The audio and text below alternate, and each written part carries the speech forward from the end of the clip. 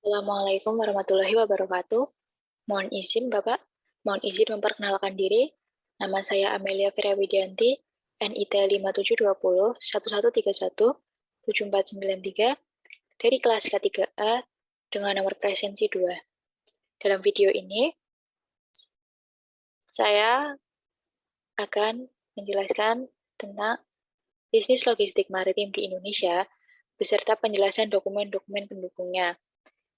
Untuk memenuhi ujian akhir semester, mata kuliah fasilitas jasa, bisnis kepelabuhanan, dan dokumen kepelabuhanan yang diampu oleh Bapak Romanda Anas Amrullah.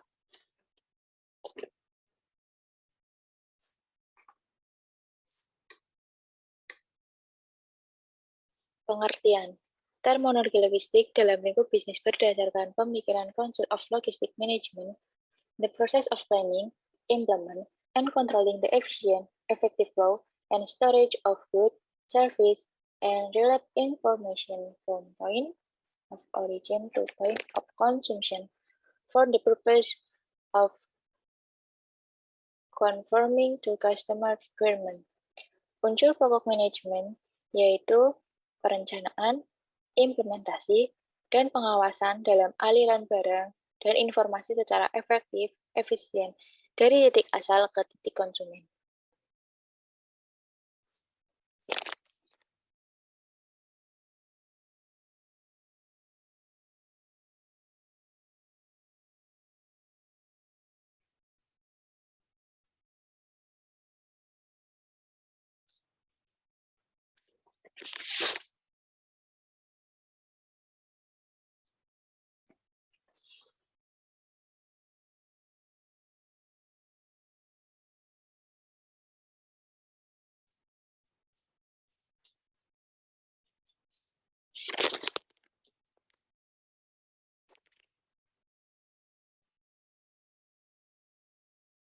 Selanjutnya, ini adalah gambar yang menunjukkan di mana barang atau material mengalir dari titik asal, yaitu pemasok, menuju ke pengadaan, selanjutnya menuju ke operasi, dan menuju ke distribusi hingga sampai di konsumen.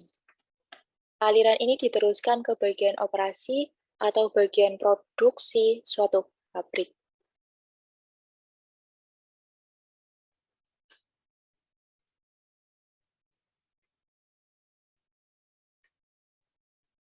Dampak konsep logistik berkembang ke manajemen rantai pasok atau supply chain management.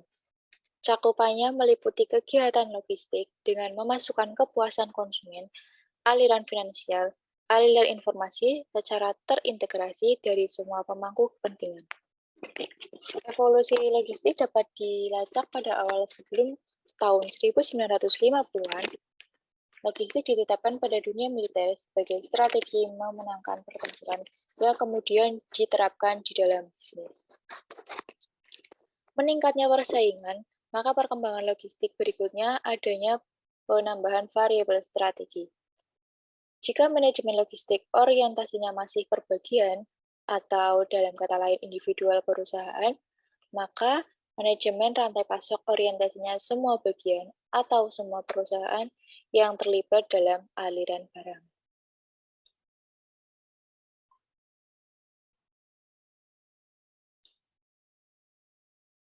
Konsep logistik maritim. Logistik maritim adalah tentang pengangkutan barang atau delivery dengan kapal dari pelabuhan asal ke pelabuhan tujuan dengan efektif sebagai suatu sistem dalam operasi pengangkutan ini mengemban fungsi pemasaran yaitu distribusi. Hal penting pada distribusi yaitu 3 entitas operator maritim. Yang pertama, perusahaan pelayaran, yang kedua, operator pelabuhan, dan yang ketiga, freight forwarder. Berdasarkan gagasan-gagasan yang telah mendasari sebelumnya, maka konsep logistik maritim adalah proses perencanaan, implementasi, dan pengelolaan aliran barang dan informasi melalui stakeholder yang terlibat dalam transportasi laut.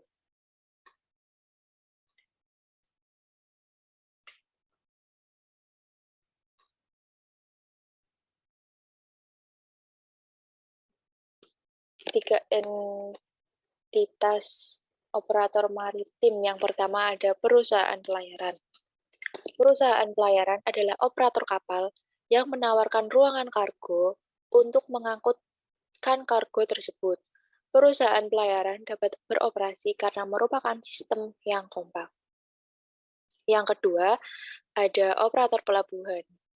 Pelabuhan secara umum merupakan tempat kapal bersandar, melakukan bongkar muat, pertemuan moda transportasi yang dilengkapi dengan peralatan khusus untuk operasinya. Operator pelabuhan adalah salah satu komponen dari sistem integrasi logistik maritim. Yang ketiga, ada freight forwarding. Freight forwarding atau FF adalah agen dalam pengiriman kargo yang merupakan perantara paling umum dalam logistik global untuk memfasilitasi batas perdagangan lalu lintas. Fungsi freight forwarder sebagai wakil atau perantara, pengirim, atau penerima dalam proses pengiriman atau penerimaan kargo. Berdasarkan pembahasan di atas, dapat disimpulkan sebagai berikut. Persaingan ketat dalam semua bisnis. Pelabuhan sekarang ini memandang logistik sebagai salah satu strategi bisnis untuk mencapai keunggulan bersaing. Esensi logistik adalah proses aliran barang, aliran informasi, di mana aliran atau flow di sini membentuk rantai pasok dari titik awal sampai titik akhir, yang dikendalikan oleh pelabuhan. Logistik maritim merupakan manajemen pengangkutan muatan melalui laut, yang pelaksanaannya memerlukan peran operator 134 maritim. Masing-masing stakeholder menikmati nilai rantai logistik maritim, dan bagi konsumen akhir, dalam bentuk efektivitas dan efisiensi pengiriman. Selanjutnya ada dokumen pendukung bisnis logistik maritim.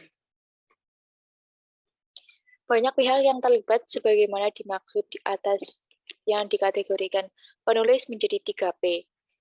Yang pertama, port regulator, port operator, dan port community. Yang sebagai berikut. Yang pertama, port regulator yang terdiri atas Kemenhub, Kementerian Perhubungan, yang kedua Bea Cukai, yang ketiga karantina, yang keempat kantor kesehatan kepelabuhan, dan yang kelima imigrasi. Yang selanjutnya port operator yang terdiri atas yang pertama BUMN, contohnya Welindo. Kedua, unit pelayanan teknis Kementerian Perhubungan dan swasta. Dan yang ketiga, ada swasta. Tutup dulu, tutup.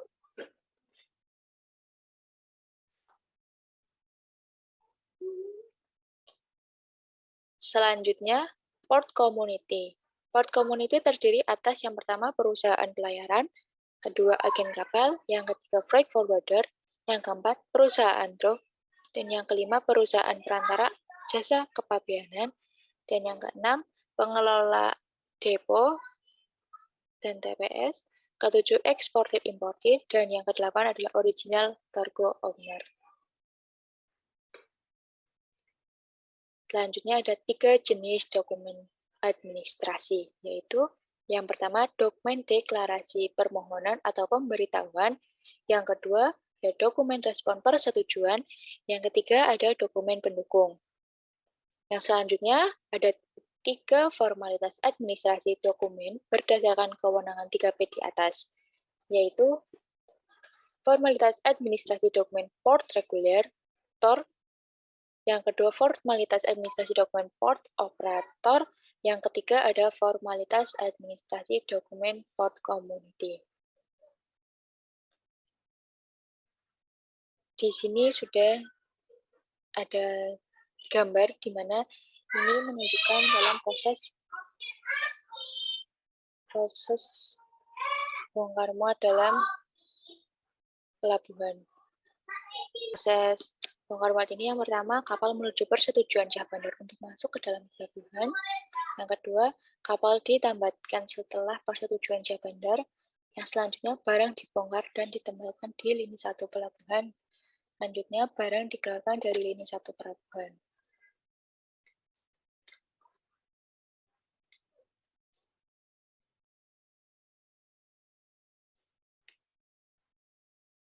Untuk proses muat sendiri itu yang pertama dari barang diterima, masuk di lini satu pelabuhan, dilanjutkan ke barang ditempatkan di lini satu pelabuhan untuk dimuat di atas kapal, dan selanjutnya adalah kapal siap berlayar setelah kegiatan muat dilakukan, sampai kapal menunggu persetujuan Syah Bandar untuk kembali berlayar. Di sini juga sudah disediakan tabel formalitas administrasi dokumen 3P. Yang pertama, dokumen deklarasi. Port regular terdiri dari PIB dan PEB. Untuk port operator terdiri dari request delivery dan request receiving. Yang ketiga, port community terdiri dari order shipment. Jenis dokumen respon persetujuan. Untuk port reguler ada SPPB dan NPE. Untuk port operator ada SP2 dan tracking card. Yang selanjutnya ada port community, PDO, invert manifest, change list, dan SO, loading list, dan outward. Selanjutnya jenis dokumen pendukung. Untuk port regulator ada inward manifest dan outward manifest. Untuk port operator ada DO, SPPB, dan SONPE. Selanjutnya untuk port community ada commercial papers, SI, dan Brief of Lading. Sekian yang dapat saya sampaikan. Apabila ada kesalahan, saya mohon maaf. Terima kasih. Wassalamualaikum warahmatullahi wabarakatuh.